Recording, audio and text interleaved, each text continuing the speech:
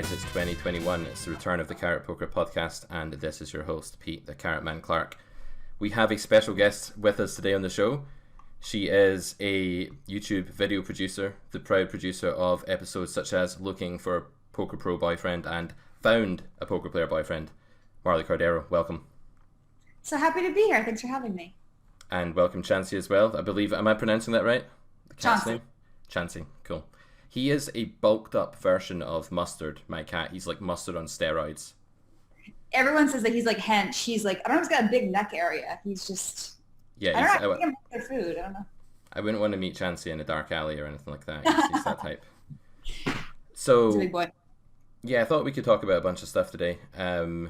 Most notably, I remember like how I first became aware of you, and I was a really random episode from your YouTube channel, and I believe it was the concept of face equity that first kind of tickled me when I was watching your content. Do you remember face equity? I do. I remember it well. I still abide by those rules to this day.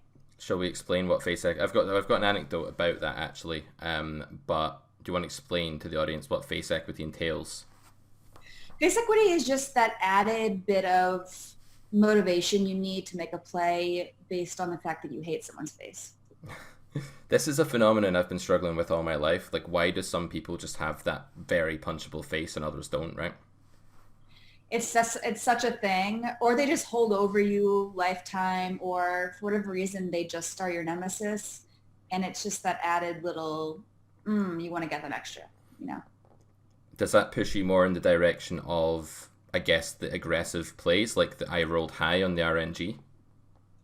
Historically, always I've learned to not just act on it immediately and kind of be like, wait for a spot. But yeah, historically, my instinct is always to just go crazy.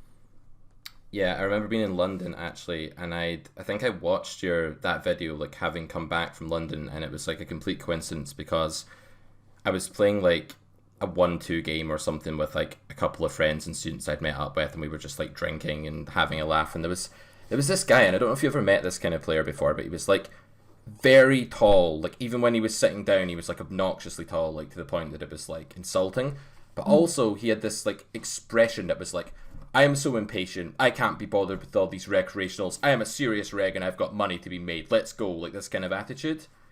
And like when I came back and watched a bit of face equity, I thought that's exactly what happened, because I ended up like opening king 4 of clubs under the gun full ring because he was in the big blind, called a 3-bet, and then like flop top pair and a flush draw and turned a flush and stacked them in it. Face equity, you know, live and die by that.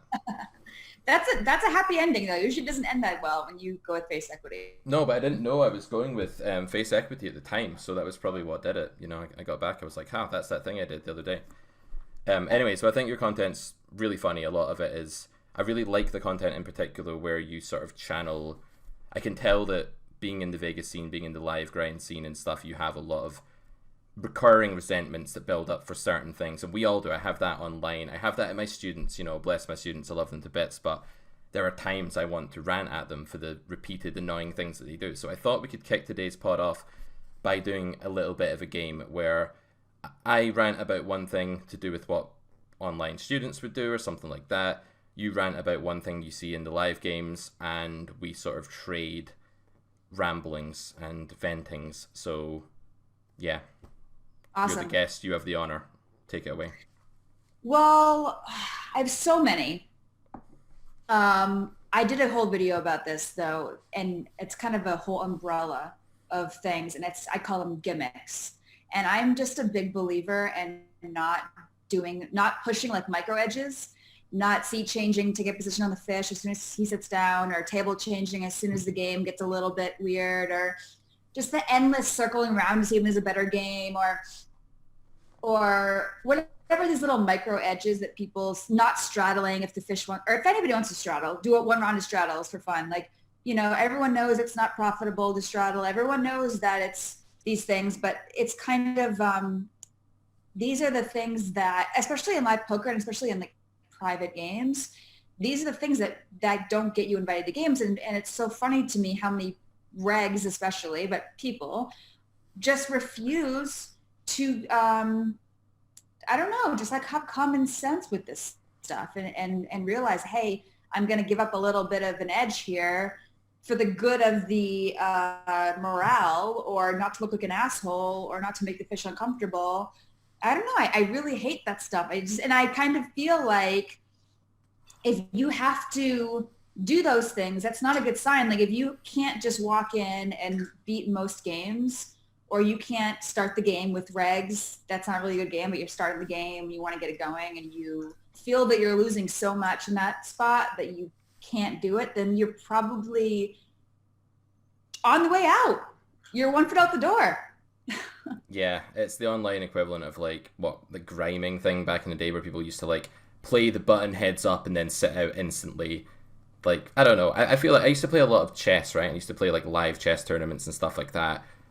And some chess players, they're not only like all really smelly and horrible, but they're all obnoxious and they have no social intelligence, a lot of them. And I think that some poker players are a little bit like that. There's a certain crossover perhaps between wanting to play a strategy game with all of your time and not having the most social awareness or competence, maybe. I don't know. Does that fit into it? Totally. But like I said, I think that people are being forced to be aware of it now because of the nature of the way the game's going, Yeah. online and live. Yep. And you're just not gonna, I mean, even sites like GG are like out and out banning people for bum hunting or doing these micro edges. So Yep. it's becoming, you can't, and I think there's some good to that, because we need to stop the silliness. Yeah. No, I agree. That's a good one. Okay, my turn. Oh, I have Yes. so many here as well. I just don't know. Right, you pick a number between, how many have I got here? 1, 2, 3, 4, 5, 6, 7. Pick a number between 1 and 7. 6. 6. I called and I was right. I fucking hate I was right. I was right is the worst expression ever because you're not right. He has a range, you have a certain amount of equity, right? And you call and sometimes you win and sometimes you lose. But right implies knowledge. And knowledge, in my book, you need a justified true belief. You need to be believing something that's true, and you need to have justification that's relevant to its truth for believing it. And when you call on the river and the guy happens to have a bluff that time, you weren't right, you weren't wrong. I don't think this is just annoying. Like, it's not just something that makes me want to punch my monitor. It's also something that makes me think that students are going to stagnate because they're going to get stuck in this. Is he bluffing? Is he not? Thinking about the guy's hand instead of his range. I hate I was right. And I hate I was wrong, but I hate I was right more because of the smug pride that tends to go along with it. I have one piggybacking off that I think is even worse, is when other people at the table, this is obviously not really a thing online, but other people at the table, when someone makes a really bad call against you and they're right, and the other people are like, oh, that's so sick. Like, wow, what a great call. Like, wow, what a great, that's not a good call, dude. Like, he just made an awful call. Yeah, he was right. He happened to be right this time. And then everyone's just like, oh, that was so sick. That was so great. You're so great. And I'm just sitting, you have to sit there and be like, I can't tell if you're trolling me, but you just used that in the very way that tends to annoy me because I know it's like completely it's the lingo, right? In the community, it is actually like the language, it's the dialect. But I would rather we just said, and I won this time, or, and he right. had a bluff this time. It would just be so much more accurate. I'm being a total language nerd here, but yeah, no, I agree. I think when it then goes to their head like that, it makes it 10 times worse. It's infuriating. Right. You got another one? Oh, I've got so many. I mean, a big one for me, this is like a little thing, but I don't know why this is a pet peeve. When you, like a lot of times whenever I have the effective nuts, the way the hand progressed, I'll always, before I table my hand, I'll be like nuts. Whether that's the nut flush and it's a paired board and he just called river, I'll say nuts because like obviously if you're just calling, I have the nuts, right?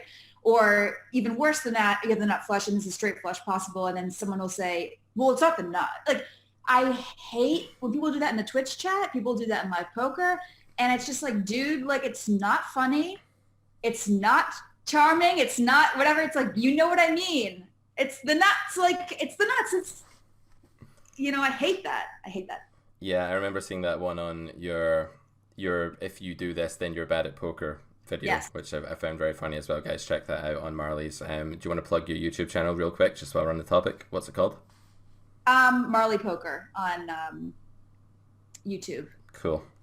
Yeah, that one's pretty irritating. Again, I'm detecting a pattern here. You seem to really dislike the people who just think in binary. They just think in black and white. They're overly literal. They're overly greedy with EV. They're just kind of unwilling to just be a human and interact like a human. That seems to be something that triggers you, maybe. Yeah. Fair enough. Yeah. I could go on and on and on. Okay, 1 in 7, but not 6. 2. I thought we'd just make this, maybe we'll just make this whole episode just ranting. Maybe it's better that way. I mean, I've got other questions on other topics, but this game's too fun. You know, games are good. Yeah. 2. Right. Oh, this one comes from coaching. I do a lot of coaching. I do like, you know, some days I do 6 to 8 hours a day with different people. It's like immensely samey sometimes, and I do love it. But one of the things that people say about the play of a hand that really rubs me up the wrong way is when I say, why have you bet 1/3 pot on the river with the bottom boat that unblocks the top trips? I'm giving you the most extreme, stupid example I can think of here, where you probably shouldn't bet 1/3 pot. And they say, I was worried about scaring him off. I didn't want him to fold. I don't know what it is about this, but it's just, like, I hate nits. I intuitively hate nits. When I stream, I'm always ranting about nits. Nets piss me off because, like, how dare you come and play this gambling game and play it like it's not a gambling game. But trying to get called at all costs is even more pathetic than being a net. It's, like, even more irritating because you can't live without the feeling of getting called. It's like you need that reassurance to survive emotionally. And when I see a student with that leak, I just try and slap it out of them right away because, yeah, that guy's probably got no overbets in his game in spots where overbets are great. He probably doesn't even have the 3/4 pot in his game very often. It's just a sort of desperation to get called. That's a coaching one. I have a lot of coaching ones like that. I don't know how you do it. It's so hard to teach people to play poker and be patient and I'm not patient. I don't do that. I'm good with tough love. Everyone's ever coached me. Like I work really well with tough love. And so I kind of appreciate that when someone's more just brutally honest. Like, just tell me I made a mistake. I don't need you to, dance around why I did well.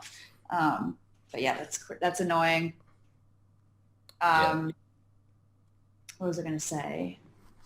I forgot what I was going to say. That's my favorite type of student, actually. Just someone that, I have this one guy I teach and he's lovely. And he used to be a professional tennis player and now he plays poker.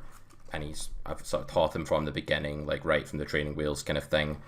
And we've developed this coach to student back and forth where I just tear him to shreds all the time and he responds really well to it. And for some reason, we both enjoy this because I get to vent like all my frustrations of the day, and that annoying guy I had to teach earlier, he'll go unnamed, and then, he gets to be sort of whipped into action because he responds really well to tough love. Yeah. That's awesome. Do you have any more from the live poker scene? Yeah, so many. A big one for me is when regs they won't drop down. And I'm a 5-10 player, so I'm going to go bet at least 2 regs in 5-10 with this 14-2-5 games that are just free money or whatever you have, or you, when you do play, you have to tell the table like, oh, this is small for me, or like, I'm just waiting for 5-10, or you have to like justify, like, oh, obviously it's a huge sign of not the best player. Yeah. The best players will sit in a 1-set, 2-set game if it's the best value in the room. Yeah. They don't care. But that's a huge thing, and it just irks me.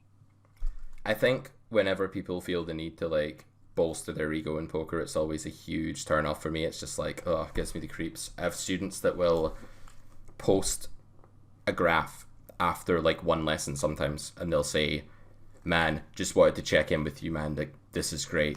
Like, I know it's a small sample, right? I know it's a small sample. It'll be like 2,000 hands. It'll be like, I know it's a small sample, but things are just clicking for me now, dude. Things are really clicking. Like, I'm just really starting to, everything you said makes perfect sense. Then they get crushed the next week and then they disappear. It's like that. It's like their ego's riding on their short-term results or what other people think of them, or just validation of a graph over a small sample. It's especially annoying as a coach because until you break down that sort of need for validation from results, you're always going to get a very emotionally driven, desire-driven player. And yeah, that can be tough to teach as well. We Yeah. could play this game for a while. I have plenty more here. I hate the term bad spot. I got into a bad spot. Like, you're not trying to avoid bad spots. Bad spots are fine. What's wrong with a bad spot? It feels like wording for you is big. Just, yeah. Yeah, it is. I guess wording is teaching, right? Like, if you can't convey Mm. what you want to a student or whatnot, you're kind of failing. And when they have words in their repertoire that are actually killing them, that are like making it really hard for them to understand the game, I Mm. think it's huge. I think it's an underrated thing. So like, you probably heard it with recreational players, right? Why do they think badly about poker? It's not just that they don't have enough knowledge, they also have a lot of garbage in there that they sort of, do you feel like a Mm. lot of garbage circulates around the live poker scene? Yeah, one thing that just came to mind that I think is one phrasing thing is a lot of recreational players will say like, "Oh, you let him get there. I can't let him get there," right? Yeah. But denying equity, equity now is pretty much the same thing, right? But it's the same concept, right? But when you say denying equity, you are phrasing in a way it's acknowledging that the person's got a whole range and equity, like the concept of equity, right? You're putting that into play. Whereas can't let them get there is like a defensive monsters under the bed type of, it kind of paints that kind of image. So I think Right. that like it's a good example of just how phrasing can reinforce, even though it's a similar concept, it can just, when you phrase it that way, it kind of has like a fearful connotation or something. Yeah, absolutely. I mean, context, connotation is everything. Mm-hmm. Um, what was I going to say about that? Yeah, I have one on my list that's simply, I bet for protection. That is literally it. Because protection is just an aspect of it, right? It's like, okay, this guy has 13% equity. And when you bet, he has 0% equity. But that's not necessarily good for you because he can't put any more money in the pot when he has 0% equity because that means he's folded his 13% equity, right?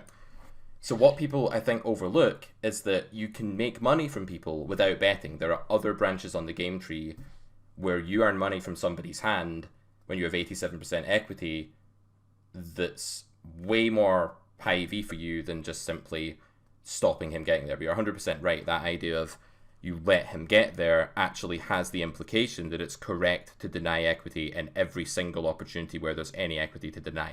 And that involves a bet frequency of near 100% pre-river. Right. Totally. Totally. Do you think Yeah. people bet too much in general? Do I think they do? Like regs, let's say regs in the Vegas scene. Say you're playing like a 2-5 game, you've got your average reg that's maybe slightly winning, breaking even. Does he bet too much? No, if anything, I think it's the opposite. I think, well, the old adage is right to always bet fold because people just don't go thin enough. Right. They never go thin enough, but they'll always call way too Mm-hmm. wide, right? They'll never, they just never go thin enough and they never get enough value. They never, like you said, they never go big enough when they need to use big sizing because they want to get called. So if anything, I think, no, I think it's the opposite. People just don't, they're just passive. Like they don't bet enough, but they'll always call too much. That's interesting. It might be a dichotomy between live and online because I have a lot of students that come to me for coaching who end up with really high aggression factors, like betting all the time. And when you ask them, like, why did you bet the turn here with this hand, they very rarely have a solution that incorporates the whole game tree. It's usually like a one. I guess it's insufficient reasoning, I think, is a big problem when people are like, I have reason X, and reason X means I can bet, but it's not enough. And I have a bunch of analogies I throw back at people when they do that. Like, okay, yeah, I've got a reason to go outside right now and run around my garden in the dark and in the rain. It would be good for my health, probably, but I'm not going to do that because I'm in the middle of a podcast interview for a start, and it'd be really oddball behavior. So that's an insufficient reason for something that I'm not going to act on. But yeah, I feel like poker students act on insufficient reasons all the time online, and they end up betting for them. So maybe there's a bit of a contrast there between the two. The way you sliver, girl, sends shivers down my spine. One thought of you, damn, knocks me right out every time.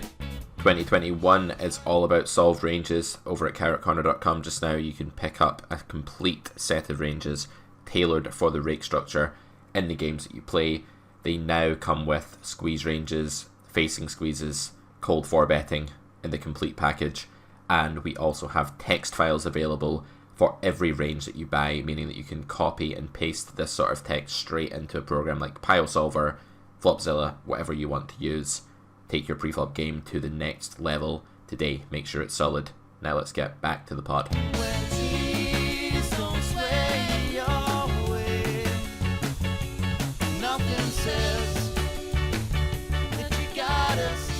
I think what you're saying is right, is true in live poker too. I think that insufficient reasoning, I mean, that's the whole talent and skill in poker, is having all of these qualifiers, having all of these things that factors into your decision, and knowing which things override others, which are most important in the situation. Yep. Or which combination are most important. And that's the talent. Like that, you know what I mean? Like when to exploit and when you just need to call because you're getting the right price. You know, so. Absolutely. I think poker players are very much like they're doing like a word search all the time. Like there's like a grid of words and they have to like scan it and pick out the ones that are actually there that matter and circle them and act on them. And a lot of people have a lot of break-even or losing players at their stake are break-even or losing because the thought process is blindsided or dominated by one reason. It doesn't deserve the stage that you're giving it. It doesn't deserve that limelight. Yeah.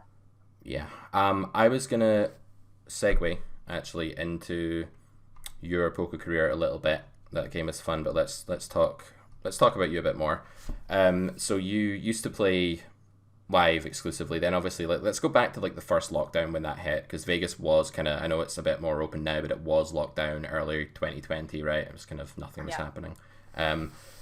What was that like? So I remember that you sort of started playing online a bit more. You were living you'd moved to the UK at this point, right? Well, I was there for a week trip to see Scraggy, first week in March, and it was when it was like starting to get serious, and I just decided to stay. So I had not planned on moving there, but I have been in the UK this whole year, and I just got back a month ago. So cool. And what was that like, sort of diving into online poker? Were you excited to change it up like that and leave the live scene behind? I was excited. Right away, I knew I wanted to start streaming, and I made a stream and was doing that a lot, especially in the first couple of months, almost every day streaming. In the beginning, I did cash games, and then I did tournaments because I realized pretty quickly that you need to do tournaments. No one wants to watch cash games.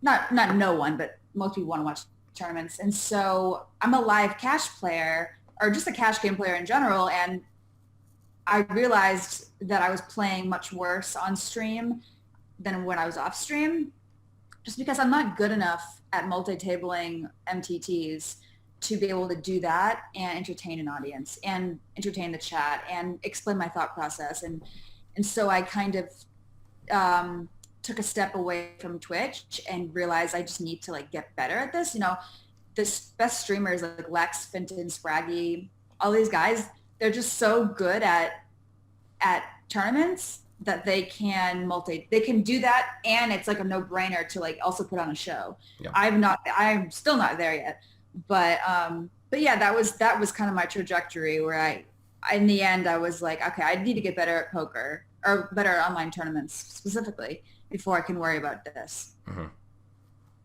Yeah.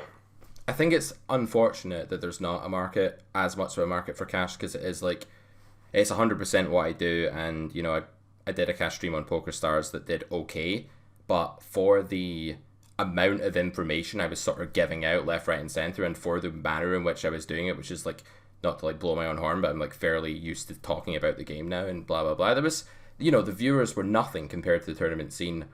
Why is that? Like, why are people so obsessed with watching poker tournaments? What have they got against the purest and most amazing biased here form of the game? Well, first I want to say, like, it does work. Like, Inner Psycho, Mikkel, I think you pronounce his name, crushes cash. He's a phenomenal player and gets amazing numbers. So it's possible. But yeah, I think it's just the journey. I think it's the start, middle, end. I think that people, they log on, they see you have X amount in front of you. They don't know if you're up or down, or they don't know, what does this mean? You know, in the grand scheme of things, they just want to see, okay, I bought in for 100 and now we're in the FT and I could win 100,000. I think that they just want the more structured, I think. Yeah, not to mention like the glamour of the final table rail. Yeah. What's the plan now then? Are you still going to, have you converted to tournaments for that reason so that you can stream, or are you playing a bit of online cash as well? I've been playing a ton of live cash since I've been back in Vegas last month, which has been amazing. And I do play a lot of cash still, but I think tournaments are the future, as much as it pains me to say so. And so I am really trying to get better at them. The variance is tough to take. I mean, I think that I'm someone who needs a lot of validation. And if it's like in cash in general, it's very rare that you'll be losing for 4, 5, 6 months. It happens, but like it's very rare that you'll lose that long unless you're doing something wrong, obviously. Yeah.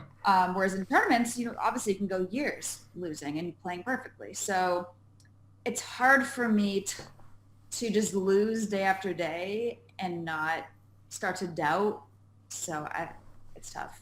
And then even then, when your validation comes along, right, like how it's still a bit lottery win-like. When you win, you could just be Chris Moneymaker, or, what was the guy's really annoying Punchable Faces, talking about Punchable Faces, Jamie Gold. You could be someone like that.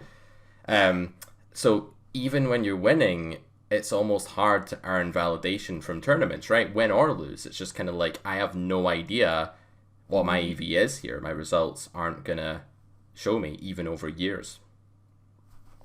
Totally. I mean, I think to be playing online, especially cash, year after year, those, like, you guys, that's like the toughest game to beat, and that's the purest form of the game.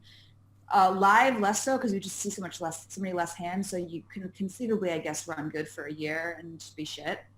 But then you have a higher win rate, right? And the chances of running bad, at least, are kind of eliminated if you're table selecting well, I would imagine.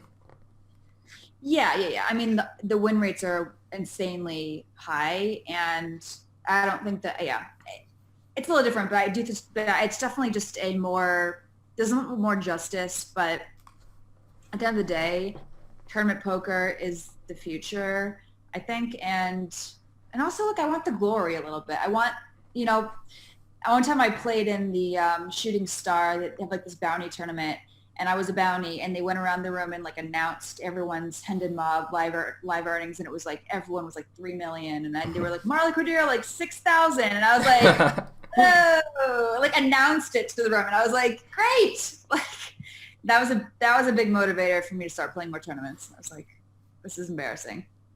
Yeah, I played a little bit on GG. I think it was the Battle of Malta series. That's the first time I ever played on GG, and I was at this table with like 6 other guys, and I'm like scanning their tournament profile, and it's like, yep, 4 million plus 600k, and mine is like $420. Like some tournament I got like 16th in. It's just like, oh man, I know the feeling. Yeah. I don't really know what's gonna happen with cash, and I really hope that it will still exist. Why did you say, I can kind of guess, but why did you say that you feel like cash is not the future of poker?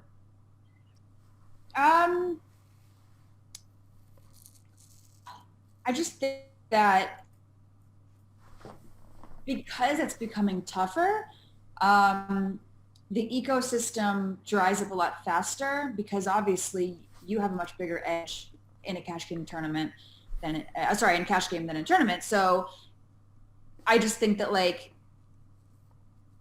they're drying up a little bit. The cash games are drying up because like the fish just go broke very quick, whereas tournaments there's so much more luck involved that it's more sustainable. No, absolutely. I think it's no secret that tournament poker is the thing that keeps rec players around for the longest, and therefore will always have the softest field. What about the whole real-time assistance debacle? Like I remember driving home from the gym back when that was allowed, and this was on, I must have been listening to a podcast that was going on about RTA. Um, how confident would you feel playing, let's say that you were a 25-50 online 6-max crusher, right? And you had an edge in that game and only RTA was the thing. How would you feel comfort-wise sitting down in that game? Not very. Yeah, once you get up past a certain level stake in cash, I'm always very wary, not only of RTA, but of just cheating in general. It's a big thing in live private games too, or semi-private. People are so sophisticated, and when you're dealing with that level of money in this day and age, especially, it's just like always a factor. I don't play in any of those app games and never have this whole year. You know, there's been a lot of juicy action on these unregulated sites, and in these big cash games I was invited to, but I was like, I've been cheated in some private games, big games, and I know obviously a lot of friends who have, and with the RTA too. It's just, yeah, I mean, I don't know. It's dicey. It's honestly like I maybe that's a factor too in my wanting to switch to tournaments is, you know, if you're playing a Triton 25K or 250K, that's on the up and up. That's legit never going to be cheating. And I don't want to say never, but pretty safe. Uh-huh. Whereas if you play the highest nosebleed in cash, you really got to watch your back. Yeah, it's really sad because like some players have spent their entire life training at cash games. Like they've been studying Pile Solver now for so many years, and the games that they've been prepping to play are now on the verge of kind of disappearing. I still see a little bit of like 25-50 running in the Stars lobby. I know GG has some of those games going, but it's incredibly easy to cheat in online poker these days. All you really need is one of these programs set up on a separate PC or some software to bypass their security methods or whatnot. I think you're probably right. The tournaments are the future. I don't think cash will die entirely. I think it'll still be a thing, and it'll always be a thing live, and you know you'll always have that gig. Talking about when you started playing online, then you started streaming. Let's touch on the online poker side of it first, then we'll come to the streaming. So, well, first off, here's a question from an online player to a live player. Mm-hmm. Do live players, this might be insulting, do live players have any skills at all that online players lack?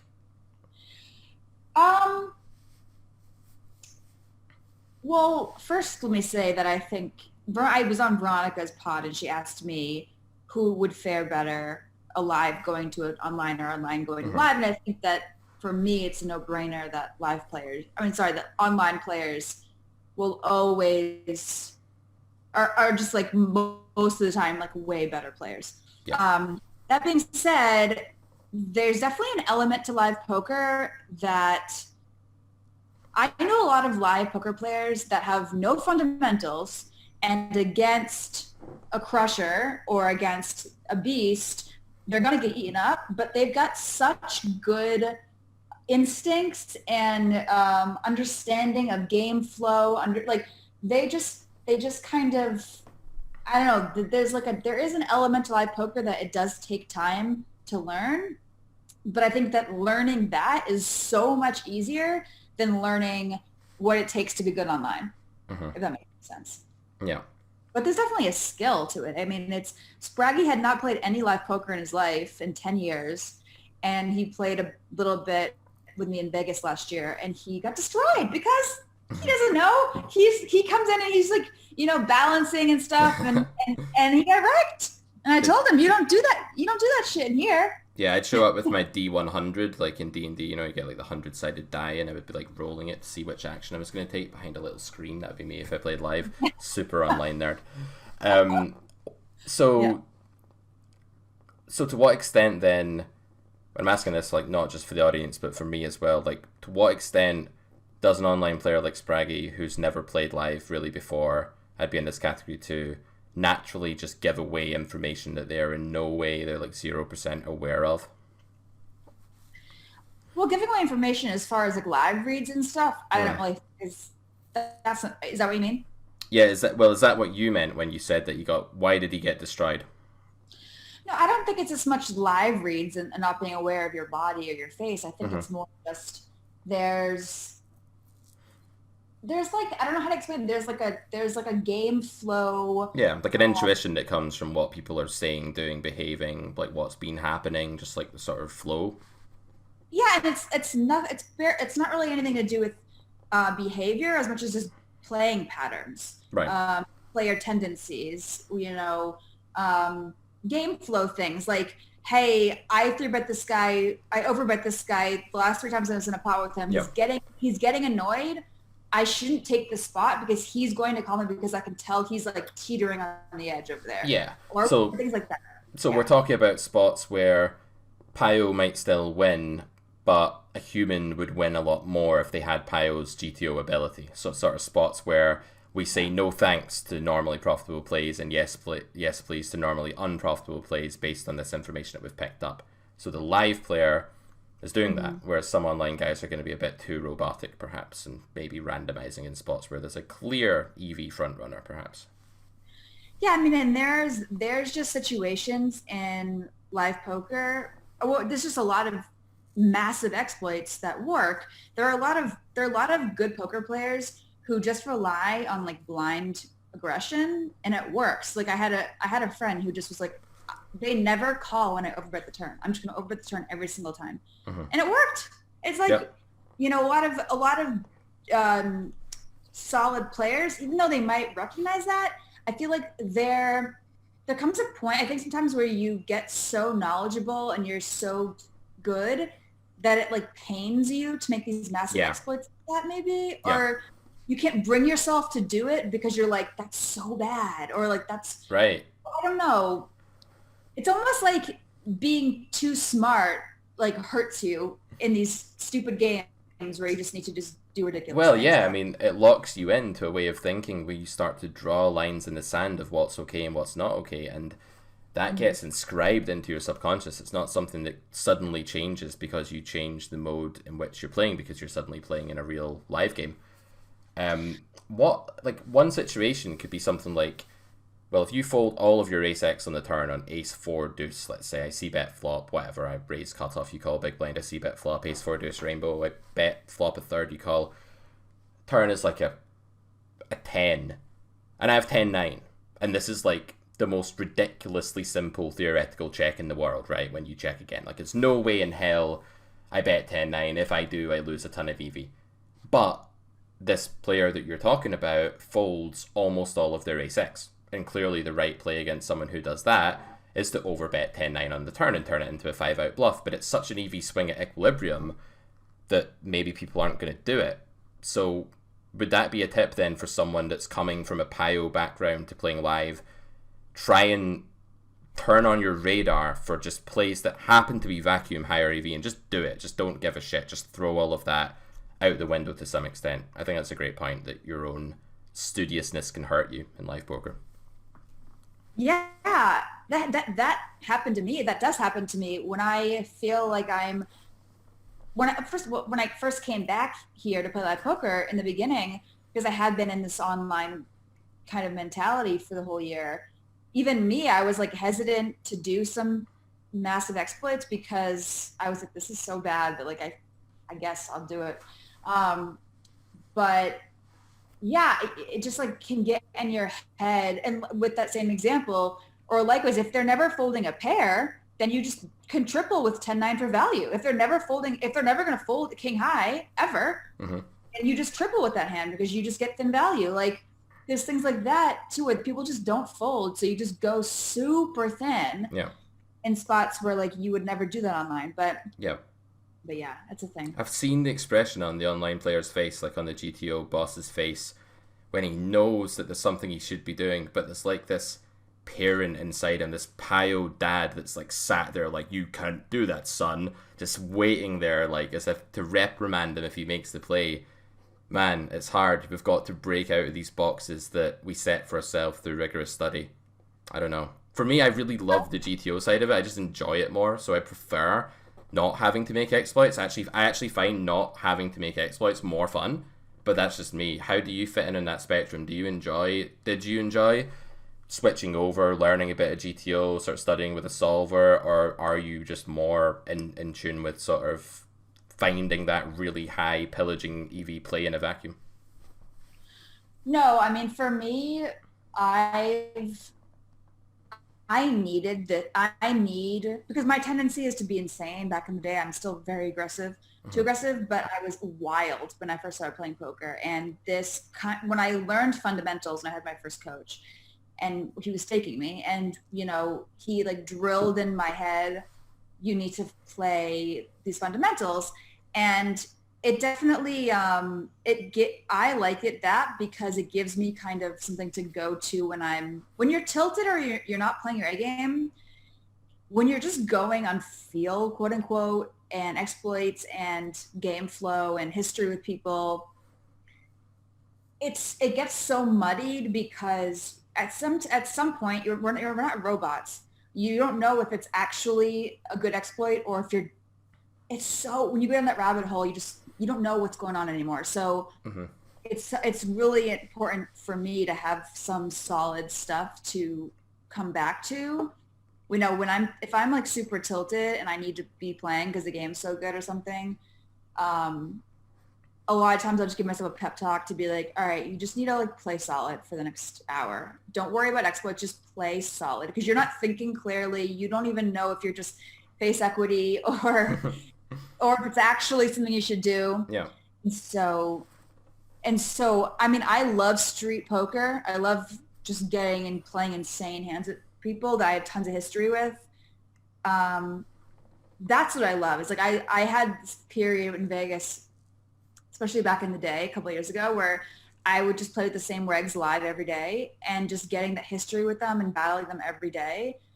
And then, but at a certain point, it's just so stupid, the pots you get into, Hmm. you know what I mean? But I Yeah. don't know.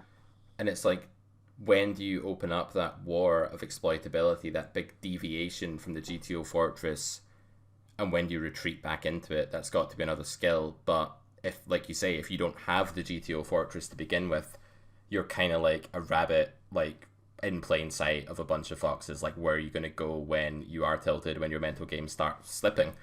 What are your main mental game issues? Like, when sessions go badly for you, how do you tilt? Um, I mean, I think a big one for me is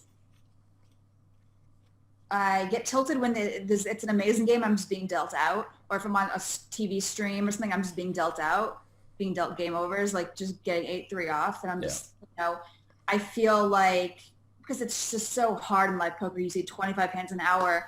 It's not uncommon to go 2 hours and you just have nothing. Like, Or and two so days. Yeah. 2 days, yeah. I mean, it's so hard to not push, and that's the biggest thing for me is I'll start pushing, especially if the game's good. Yeah. I'll just start pushing and pushing, just like trying to find spots that aren't there. Yeah. Sometimes when our willpower has been bashed, and I think this sort of tilt is not just that there's something we want to do, so we do it, but we've also got weakened defenses because every time you get dealt 9-4 off and you fold and the camera's on you, and you're eating away at your block of willpower, right? Your wall of willpower that you came into that session with, and then after a couple hours, there's none left, and you get dealt 9-6 suited in a spot where 9-6 suited is a bet minus EV. And it's not just that, but when you're post flop, that's the first hand you've played in an hour and a half, and folding to that C bet is not very tangible at that point. It's a tough one, especially for live poker players, for sure. Yeah, especially and then someone makes a comment. It doesn't really happen to me anymore because my reputation maybe precedes me a little bit, but someone will be like, oh, you're a net, or oh, I'm folding because you're so tight because they haven't played hand in an hour. It's like, dude, I'm being dealt game overs. I'm not, I just, it's not like just opening folding 7-8 suited here. I just don't have a hand. So, I don't Yeah, know. the being called a nit because you're not an 84-9 is one of my An pet peeves hour, as well. in an hour. It's like Yeah. in an hour, I think that's something too that really frustrates me is I'm sure it's the same in online too, but people just make such snap judgments of other players. Like Yep. they'll be like, oh, I played with him. She's so tight. And it's like maybe you played for 3 hours or she's an insane person or he's an insane person. 3 hours, dude. Like, he could have just been like, getting hit in the face with the deck. You don't know. Yeah, that's like 90 hands, and I have students that act over that very same sample in absurd ways, like absolutely ridiculous ways.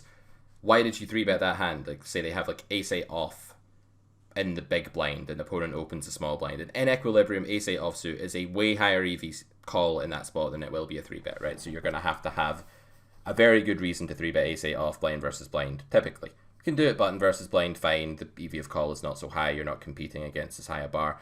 But when you go ahead and 3-bet that hand because the guy has folded a lot to 3-bets and they're looking at an 80% fold to 3-bet stat that reads 4 out of 5. I've ran that stat countless times. I've ran 18-16, I've ran 12-10, I've ran fucking 55-40 over 90 hands before. Looked down and thought, oh, I'm a fish today, that's fun, yeah, cool. But that's one of my pet peeves with being a coach is students that it's almost like they'd be better off without the HUD. Like the HUD is blinding them, it's feeding them misinformation, it's shutting down their crucial GTO access or normal thought processes.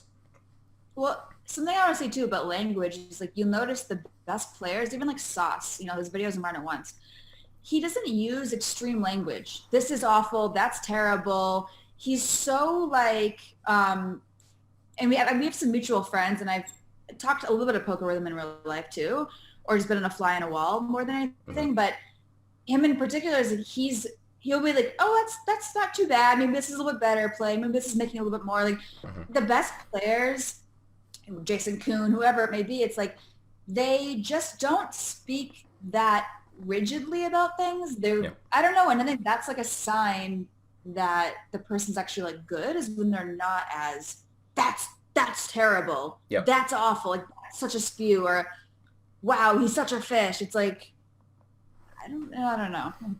Very few things in equilibrium constitute gigantic EV blunders. Exploitatively, they can constitute much larger blunders, but yeah, that's something that I used to stream for PokerStars. These days, it's going to be more on my own channel, but you know, I did like the Cash Game educational show for their school department or whatnot, and obviously the PokerStars brand name brought a lot of people that would never normally watch my content on Run It Once or something like that. And some of the hate I got for like folding queens after like an open and a 3-bet and a cold 4-bet, all like early positions. I've got queens in the small blind, like okay, I fold. Something like this, like a standard sort of normal fold. And you just get like, oh my god, fold queens, fucking retard. And things like this. Like the comments on Twitch that you get are just... I don't get it because like in the world, I've never met these people. I don't know who they are. I've never been in like McDonald's and looked across at a table and been like, oh, that's clearly one of those morons that calls me a retard for folding queens. Like, who are these people in real life? Where do they come from? What do they look like? Do they even exist? Or is this just some weird algorithm? Because I've never seen them. Man, I don't know. What did you think about, like, I've heard you talk on the Rake podcast a little bit, and I think you and Jamie are quite opposite in this respect, and it provides quite an interesting take that she's very sort of mellow and lets things roll off and just sort of gets on with it, and you've described yourself as quite short-fused on there and like liable to snap back at the trolls. I'm very much like you in that respect. I've always regretted what I've said about 4 seconds later, sort of lacking that filter. Is there a sweet spot, do you think, between letting everything bounce off you and, you know, getting into territory where you're threatening to feed teeth to people anally? Well, yeah, and I think that like 90% of the time it's better to just not respond. Obviously, there are some things that are over the line, like obviously talking about your significant other or your family or your, like when people talk about like that kind of stuff, that's really when it's like too much for me. Yeah. But about a strategy comment or, oh, you're an idiot, like why'd you fold or whatever, it's like really there's no need to get involved. And for me, the only time I really like lose my mind on that stuff is when I'm just getting kicked in the face. I've been streaming for 8 hours and I'm just bricking, and then you gotta tell me that it's on a jam for 13 days, and I'm just like, yeah, like I don't need to hear it. Like, why would you say that? You know? But have you ever noticed the trend? Well, of course you have, right? These guys crawl out of the woodwork when you're at their weakest. They are typically the high school bully. They don't want to go after the player that's on a high, taking down tournaments, having a crushing session, they will trawl through Twitch, find someone that's getting stacked who's having a bad day, and then they will pile on like a bunch of fucking vultures, like waiting for someone to die. It's disgusting. I don't know who they are. I don't know what motivates them or what kind of life you have to have gone through to end up like that and spend your days like that on the internet. I honestly don't know. It's the same people who are comment on YouTube videos. It's the same class of people. They're just, I don't know. Do you think that when you go, are you streaming again now, like streaming tournaments and stuff, or have you sort of taken a break from that to study up? So that's what I did probably the last 3 months in the UK. I was in Dublin actually, but I didn't stream at all and just was studying and playing and running sims and talking to Spraggy and Tonka, most of who I study with. But yeah, I mean, I just needed to get better because it's just distracting for me. But I do want to get back to streaming. However, I do think the YouTube and that kind of stuff is better for me because it's like I'm kind of an introvert and I do enjoy streaming, but after a while, I just start getting I just kind of don't want people around. I'm just like, it's too much. Yeah, I was contracted to stream at 8 in the morning UK time, and getting up at that time and then like getting stacked 6 times in a row because that's the way it went that day, and then all the trolls piling on at that time in the morning. First coffee's not even kicked in yet. Holy shit, yeah, streaming is something I think we have to do in our own terms. I don't think that we can just I couldn't do what Spraggy does. I couldn't do what Fenton does, like just sit there all day streaming and that just being them. What's Spraggy like when did Spraggy ever find it hard to come out of that showman mode, like given he spends so much time streaming, or does he snap in and out of it really easily? He's such a beast. He will, so often he'll play a full day of poker, and then when he's done, he'll sometimes play games, like video games, and he'll keep streaming the video games like, when he's done after a full day of poker. And I'm like, why do you do that? And he's like, well, he enjoys it so much. He enjoys having people watching and the chat interacting and having the community. And so even on his downtime after a full day of poker, when he doesn't even need to be on, he could just hide away. He always most of the time chooses to play on stream. He just loves it.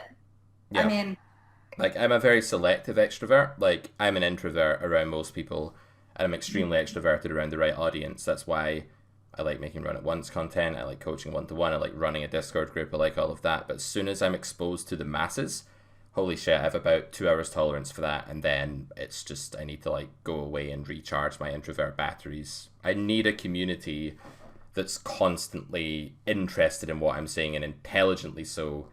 I don't know, after about 3 of those comments, like, God, such bad fold, what moron. Like, after 3 of those, they're never punctuated, right? After 3 of those comments, I'm just like ready to like actually lose my shit and start shouting and swearing it. What was it I said to a guy once?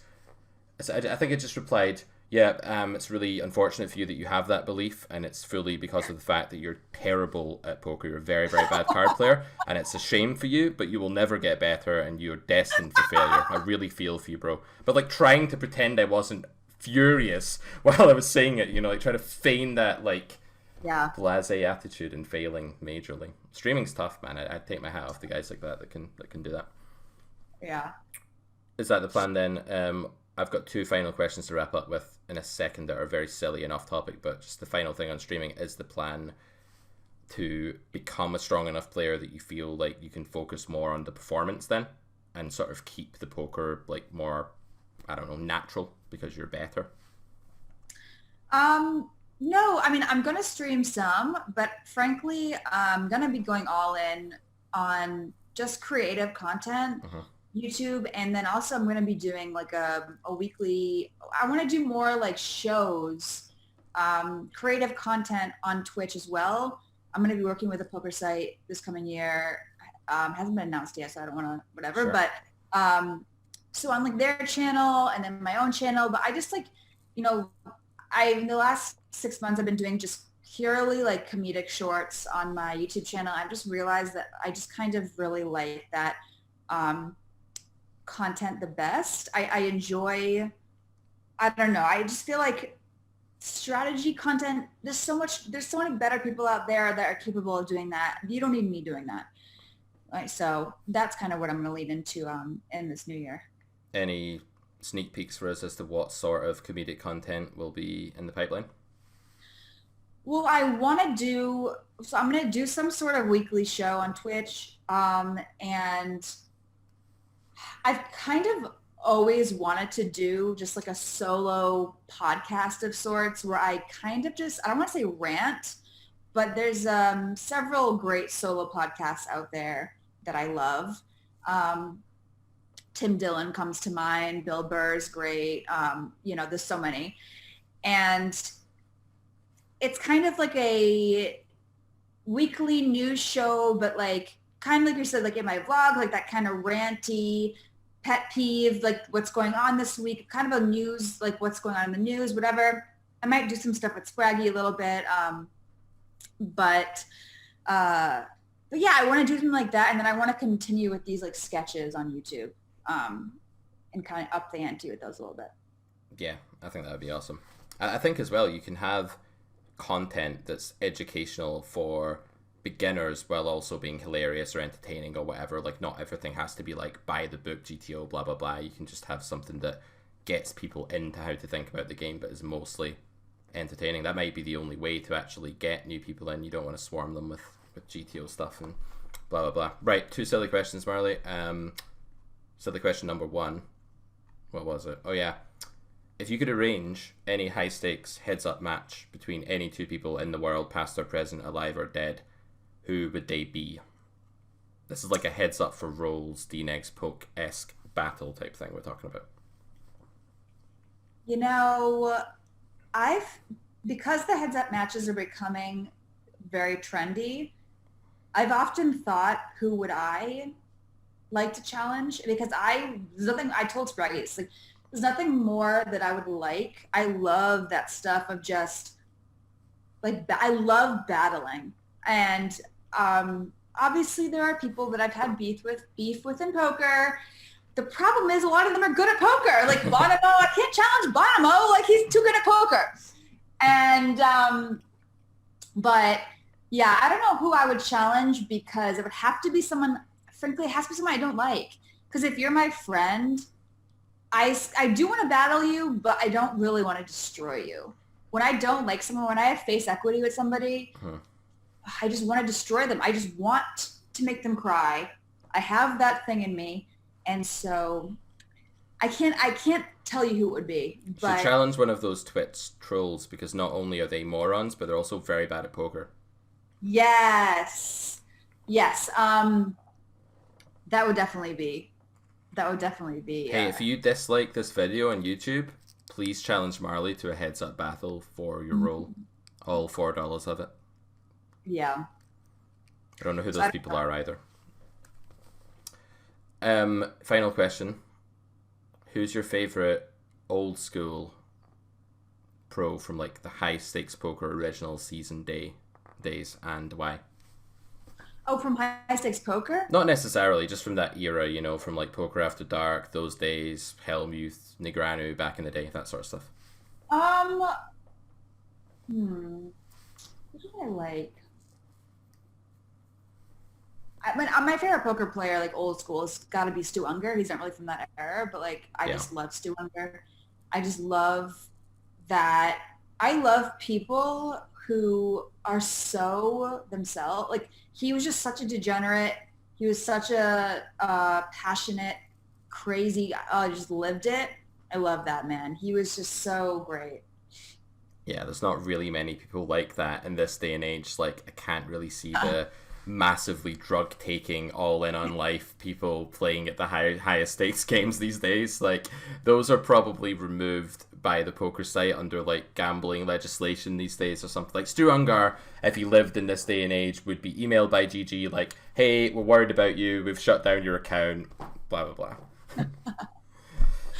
Yeah, Stu Unger would be, he'd be betting sports probably at this point and playing hits or something, but he was just, I just like love people that just are so, I think insane people. I just like insane characters.